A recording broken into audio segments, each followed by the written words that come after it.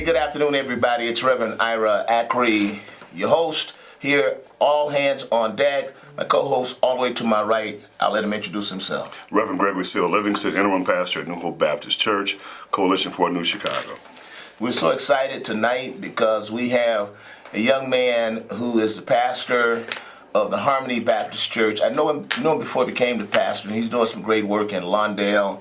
Pastor James Brooks, welcome to All Hands on Deck. Pastor, thank you for having me. I'm excited to be here. Great. Pastor. I know your dad used to be the pastor of Harmony, and it's amazing when I see a young man take the helm from his father. How long have you been pastor there? I've been pastor there since 2010. All right. 8 years. Wow, time moves. 8 years, yep, already. How did you end up in that field? You just seem like the type of guy who would have been, downtown on LaSalle Street making a whole lot of money. Actually, I wanted to be an Illinois State Trooper. And I was on that path. I was majoring at Lewis University in criminal justice. And I was a basketball player. I was on a full ride scholarship there. All right. And but I came home one weekend after breaking my foot against Illinois State, and went to the orthopedic, and I stayed home that weekend. But then that's when my life took a turn. How old were you then? Oh my goodness, that was about 19 years old. My brother was found. My mom found my brother dead in the basement of our place. Of our house, and he was on heroin and all of that, but that's when my life kind of took a different turn. I didn't go back to school, so I was a college dropout, but I still had the desire one day to be in law enforcement. I took a job at the Illinois Department of Corrections, and I worked there at IYC St. Charles for about 5 or 6 years, and every Thursday we would have a busload from Chicago come in, and most of those kids were from 60623. And 60623 is, as many know, is Lawndale, North Lawndale, and that's where, my grandfather was a pastor, my dad was a pastor. Oh, your grandfather was a pastor? Yes, he was. Your mother's? My mother's side, though. So in a real sense, you kind of still a third generation, but it skipped around. Yeah, in a real sense. Your grandfather's passed, your father, and now you. And so I sensed the call, and I actually left the state of Illinois and started working at a social agency on Central Park in Ogden called Westside Association for Community Action. Sure. And there God really started tugging on my heart, saying, hey, you're next in line. And I was like, no. I did not want to be a pastor. And my father would tell me, son, I see the calling on you. I identify the calling. Isn't that amazing how other people see the calling in you before you see it yourself, Rev? So you got a big head. Yeah, I fit that category. And you probably like chicken. I love it. Yeah, I love it.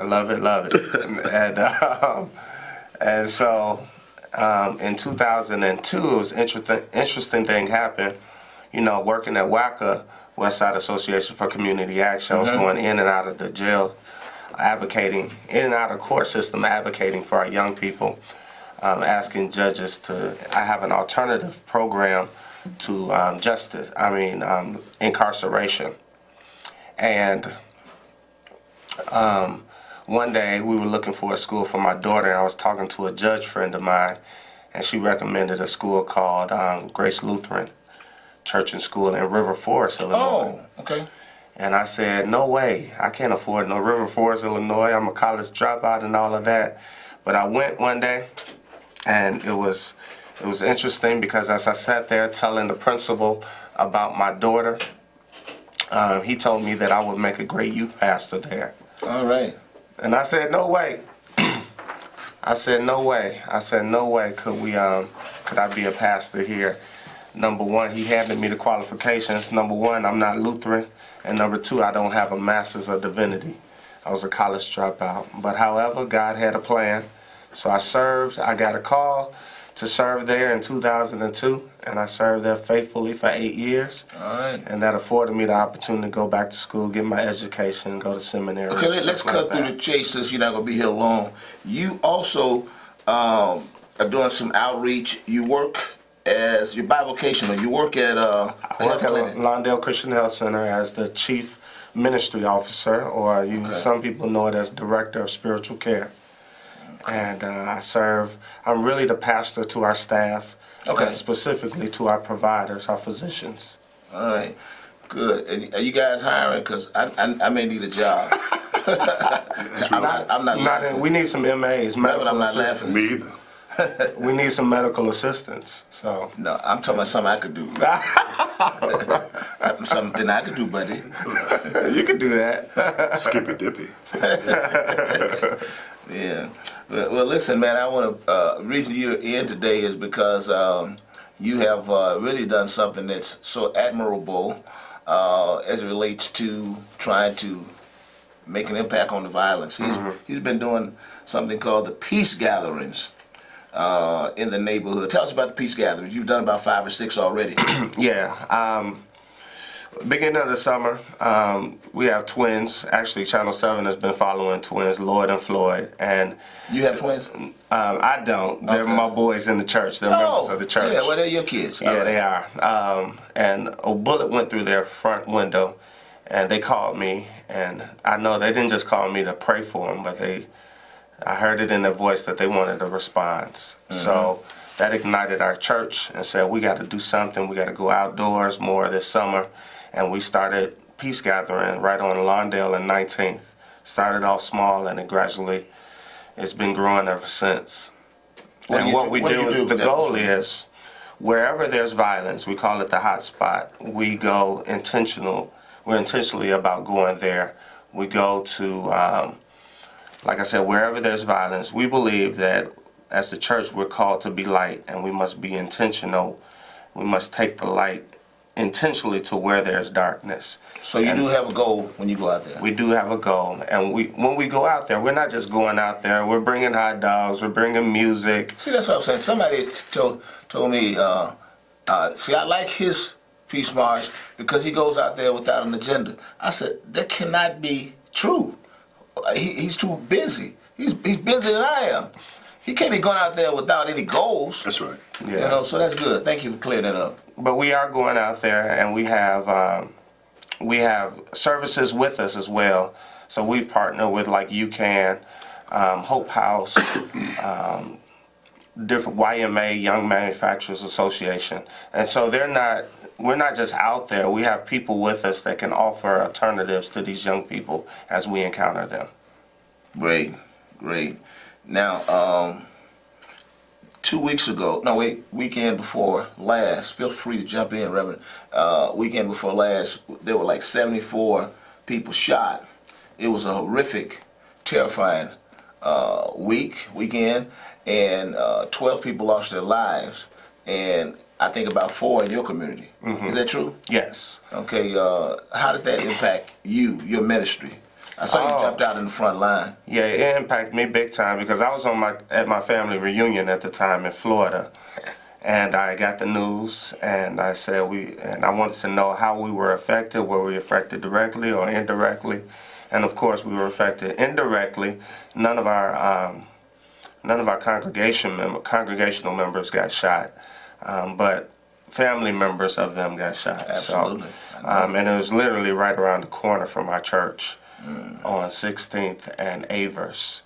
And so, the next week we immediately set up for a peace gathering on that corner, and we brought out the sponsors of that event that happened that night. They were just distraught. And as the church, we brought some hope back to them even, I believe. But then there's other areas, one area that we're going to today. That's what I at want you to talk 6 about. p.m. 6 o'clock on the west side, the best side, not the stress side. Yeah. Where's it going to be? 6 p.m. on Holman and 16th. We're setting up right on the corner of Holman and 16th. We'll be out there at 6 o'clock. You'll hear our music. We'll have hot dogs out there. We'll have a lot of folks out there just loving on the community. There's also a women's shelter there, Primo women's shelter, and hopefully they'll be coming out and joining us as well. Do the Now- police work with you? We do. We get about 2 beat cars, sometimes just 1 beat car. But it's really not, we don't want to scare our residents away. You know, we want everybody to just come out When you and say freely don't, be. don't want to scare the residents away, what you mean? You know, sometimes the young guys, if they see the popos, if they see, you know, they don't want to be seen, and I can It's understand amazing. that. Things have changed. We see the police, and we say that comes officer friendly. It's Right. not the same dynamic anymore over there in Lawndale. Well, we're going to the hot spots, you know, and we're going to a place where there may be some illegal activity going on. So we're going there to just love on them and to let them know that there's an alternative to that We lifestyle. only have about 3 more minutes here with Reverend James Brooks. If you have a question or comment or some encouragement for this pastor, because he's one of the pastors who's doing something. Amen. And that's what we got to commend and encourage people who are doing something, because there's so many that just want to baptize, and that's important, and serve communion and Christian babies, and we got a hell on earth. You know, so 312-738-1060, Pastor James Brooks. He's in the studio with Reverend Ira Akron, Pastor Gregory Seal Livingston. Listen, I looked on Facebook and I saw a picture. The mayor was at one of the peace gatherings. Well, when he got there, it changed the dynamic of it, because they were marching with him.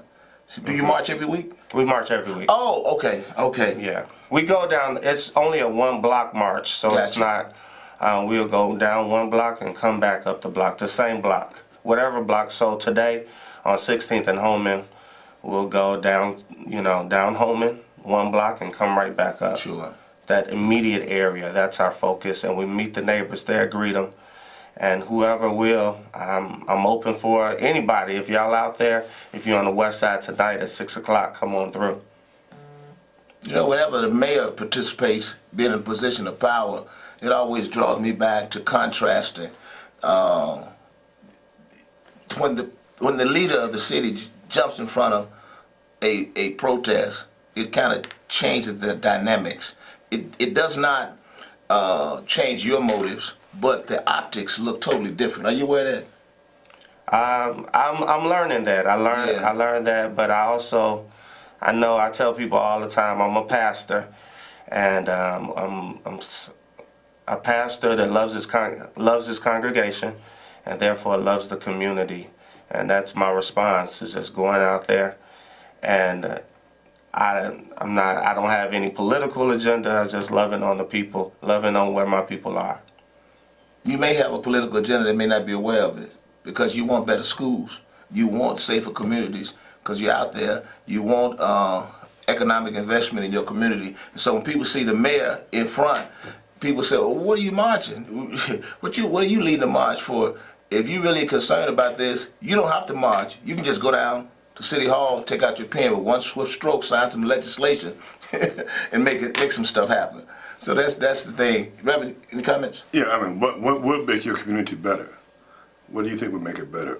That's a good question. Right now, I think a quick win. I've talked about to our congregation just what I asked them what would they like, and we want at least 25 to 50 young men to get employed.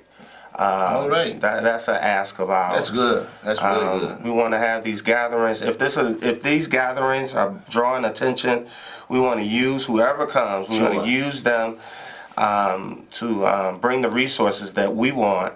And so we're thinking about we are going to have a job fair. Not just a job fair, we want 50 young men to walk out with jobs. And And these are young men that they can have backgrounds as well, right? So these Absolutely. These opportunities will understand that they may be getting someone who is a returning citizen, someone who has a background, someone who's recovering from drug abuse. You know, they're getting a second, third, fourth, fifth chance in life. Absolutely. You got to understand, I work at Lawndale Christian Health Center, and I would say there's a great majority of our staff, especially young African American men who have records. And so we want organizations such as that to be around the table. Sure. When we got and another vision that I have is to take the local block club presidents. The only way they get entered into this room where That's these awesome. job opportunities are, we have the local block club president sponsor them. All right. Hey, I got one last question. Man, where do you find a block of 50 jobs? I know a lot of us want to know that. Oh man, there's plenty. UCAN will be hiring soon for UCAN. UCAN. You got Lawndale Christian Health Center. We need more. I would say this: we need more black males in healthcare. All right. I mean, I would love that. And if we could train them to become medical assistants and then move on to become a nurse, you know what? Even with a background, they can handle that kind of stuff? They can. Oh, okay. They can. All right. Well, listen, we really appreciate it. Look like, I know you got to get out of here, but somebody's calling in. They have a comment for you. A question. Put them on. Caller, welcome to the show. Hello? Yeah, speak up, caller. Yes, and good afternoon, guys. Listen, I got a quick question and a quick comment. The question is this: why would people didn't want the protest on the Eisenhower? I did not understand that. They didn't want it on Lakeshore Drive. They didn't want it on the Dan Ryan. Why people don't want this? And the comment, the west side is not the best side. South side is the best side. Let me get out there so I can hear your response, and thanks for taking the call. Well, you participated on the south side. No, I didn't. You didn't? I didn't. Okay. I was at my family reunion. Oh, on the, okay. Yeah. Well, listen, we're going to switch because this brother, he has to host one of his peace gatherings again. Give them the location and the time again. All right, we're going to be on 16th and Holman at 6 o'clock. 16th and Holman. We're looking for as many people that want to join us. So it's just all positive. We're going to be praying a lot. We have some folks that love to pray out there. And if you need prayer, if you want to pray with us, we invite you to come on out. Ladies and gentlemen, that's Reverend James Brooks. We want to thank him for coming in today. We're going to be transitioning here, and we just wish him the best. Get over there, 6 o'clock p.m., 6 o'clock p.m., 16th and Holman. 16th and Holman. Yes, it is.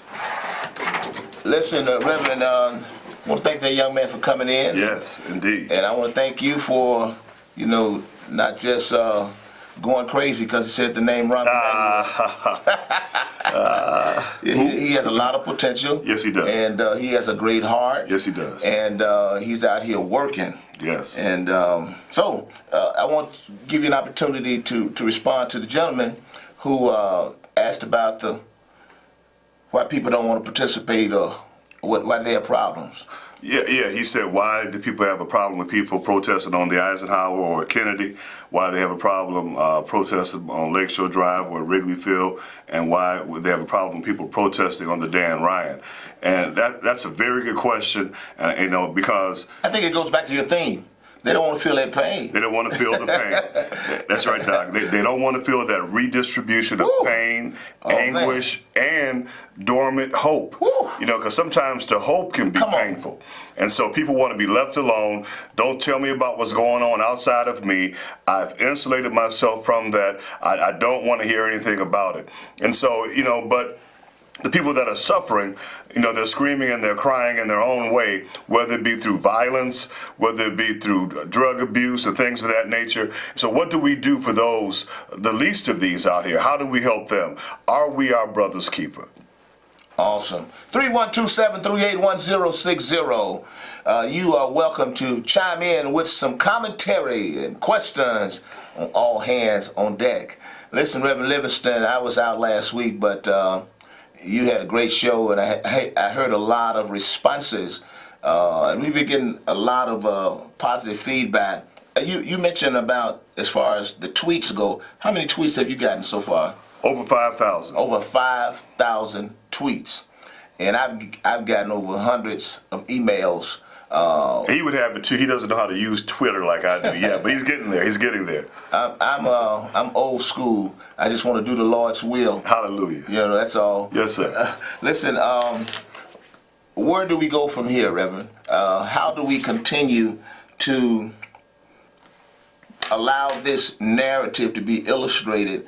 What are some of the successes in in allowing this Tale of Two Cities narrative to play out and to be illustrated, and for us to even advocate and explain it and interpret it. You know, some of the tremendous letters that you've shared, that you've gotten from participating in the Lakeshore Drive shutdown and the March to Wrigley Field, it has opened the eyes of many people to some of the things that other folk are dealing with. Sure. And the conditions and situations that heretofore they weren't aware of, or they just blamed it on the people themselves. And one of the things that we really brought to light is this Tale of Two Cities. Sure. This intentional segregation of the city of Chicago, segregation by geography, segregation of resources, segregation of healthcare assets, education, just on down the line. And when you create segregation, one side is insulated and the other side is desperate. And this desperation often finds the expression through violence. That becomes the scream of the desperate, is their violence. And so, some of the letters that you've shared with us, mine's a tweet, so it's 240 words or less. Absolutely. Or 40 characters or less, or however that works. And people have just been shocked and stunned.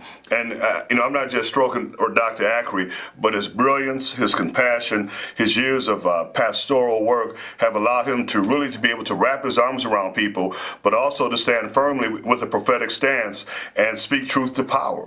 And so this city is on the brink of a real breakthrough. But we have to remember there's no such thing as an unbloody birth. It's messy, it's painful, but there's great joy on the other side.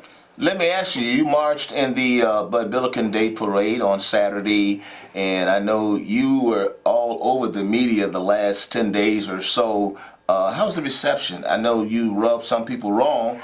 I know Eddie Johnson was there, and you went right in front of the police department, and you demanded that he resign, and he was there. So how was that interaction?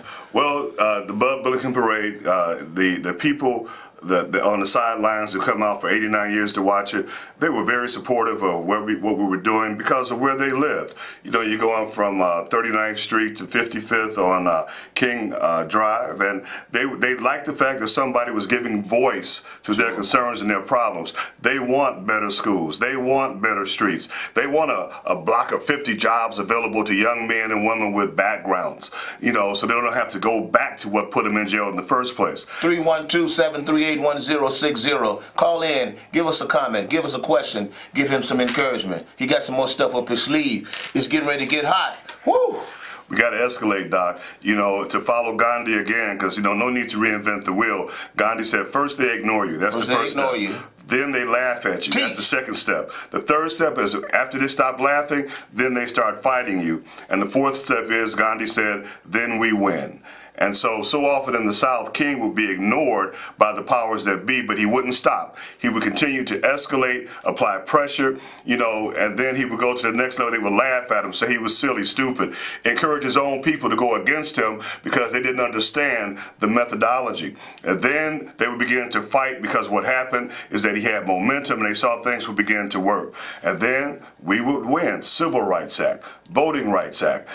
So many things that happened that were just incredible, Dr. Ackery. Sure. And with Mohandas K. Gandhi, he went up against the British Crown and freed his people, a whole country, India. One day he said, everybody, don't go to work and see what they do if we don't show up. So, and guess what? He paralyzed the country. There were no janitors, no waitresses, there were no bus drivers, all these jobs that we do. And that one day, he froze and paralyzed the British Crown. My. But it took him years to get there.